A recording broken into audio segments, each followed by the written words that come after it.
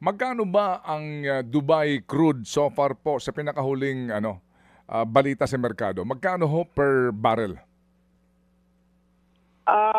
Kung titingnan ho natin, Sir Ted, yung kahapon, kasi kahapon ho ito, ngayong umaga nakuha, ang ating Dubai crude would be around $94.95 per barrel.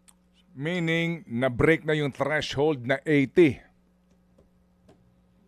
Na-break na ho. Since Monday, mula sa taon na to, mula January 1, ngayon ho na-break sa week na to. Oo. Okay. And then, ang basis po ba natin ay Dubai crude oil?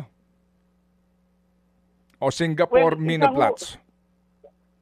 Isa ho yan among others. Kasi ang Minoplatz, Sir Ted, meron din ho siyang Minoplatz sa finished product. Okay. Opo. Sige.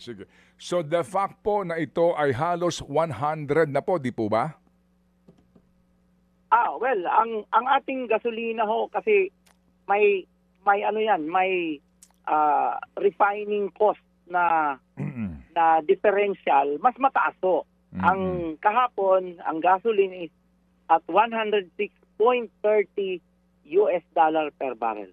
Mga kapatid, brothers and sisters, saan ka pa? Dito na tayo sa totoo.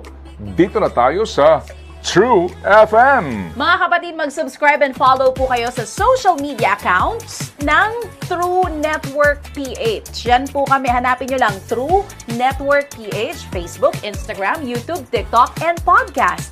Mapa Apple or Spotify man yan, mahahanap nyo kami. Lahat ng mga napapanood at napapakinggan nyo po sa programa, nasa social media accounts namin yan. So, paano mga kapatid? See you sa social media!